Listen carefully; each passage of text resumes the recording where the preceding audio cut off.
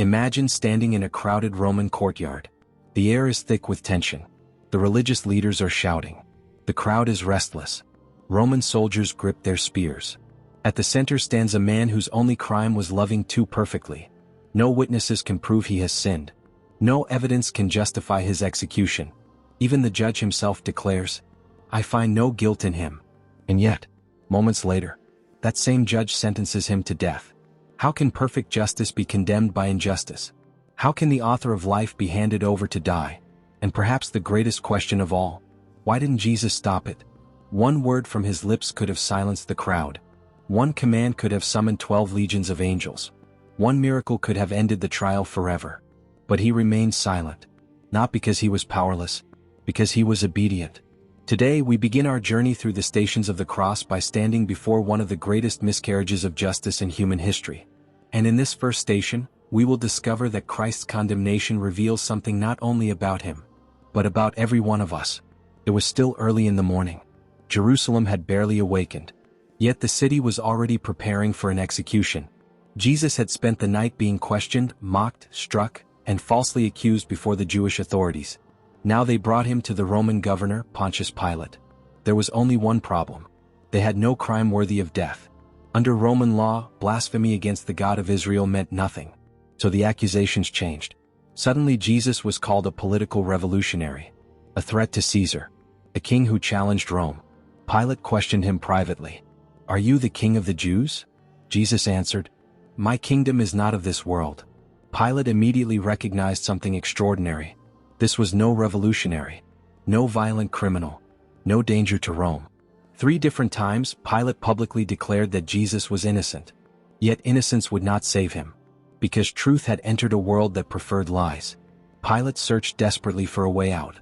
There was a Passover custom. One prisoner could be released. Surely the people would choose Jesus. On one side stood Barabbas, a violent insurrectionist, a murderer, a man guilty beyond question.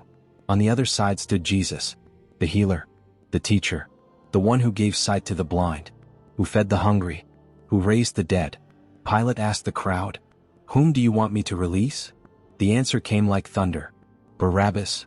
Pilate asked again, "What shall I do with Jesus?" The crowd shouted even louder, "Crucify him." Imagine hearing those words. The voices growing louder, the hatred becoming stronger, the innocent condemned, the guilty released. It seems completely irrational. Yet if we are honest, how often do we choose Barabbas over Christ? Every time we choose sin over holiness, pride over humility, hatred over forgiveness, we repeat that ancient choice. The first station is not merely about what happened to Jesus. It is a mirror held before every human heart. Pilate knew the truth. His own conscience testified to it. Even his wife warned him, "Have nothing to do with that righteous man." Still, he feared the crowd more than he loved justice. Taking water, he washed his hands before the people. "I am innocent of this man's blood." But water cannot wash away moral responsibility. Pilate tried to remain neutral. History teaches us something profound. Neutrality becomes impossible when truth stands before you. Every person must answer the same question Pilate faced. What will you do with Jesus?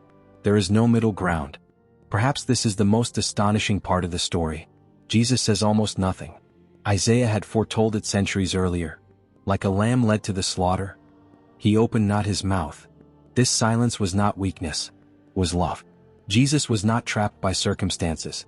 He was freely embracing the Father's will. He knew that if he escaped condemnation, we could never escape ours.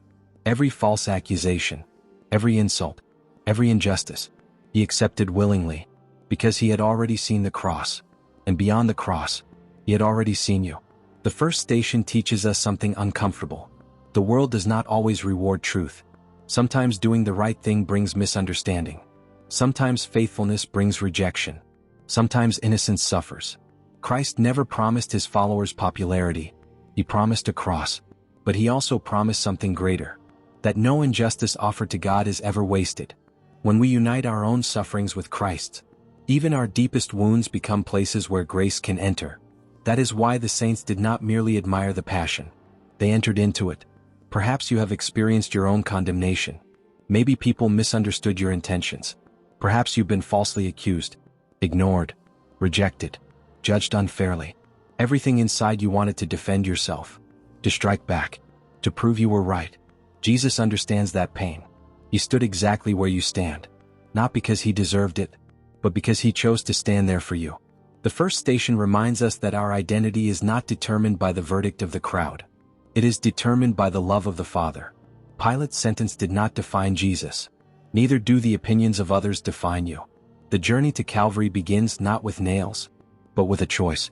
The choice of a governor, the choice of a crowd, the choice of an innocent Savior, and our own choice. Every day we are asked the same question Pilate asked 2,000 years ago. What shall I do with Jesus? Our answer shapes everything that follows. The first station reminds us that truth may be rejected. Love may be condemned. Justice may appear to lose. But God's plan is never defeated. The cross is already on the horizon. And what looks like defeat will soon become the greatest victory the world has ever known. Let us pray. Lord Jesus Christ, you stood silently before those who falsely accused you. Though you were innocent, you accepted condemnation so that we who were guilty might receive mercy. When we are misunderstood, give us patience.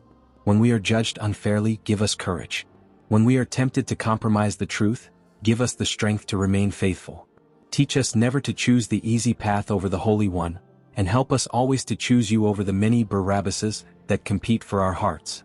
May we walk this way of the cross with you, knowing that beyond every cross lies the promise of resurrection. For you live and reign forever and ever. Amen.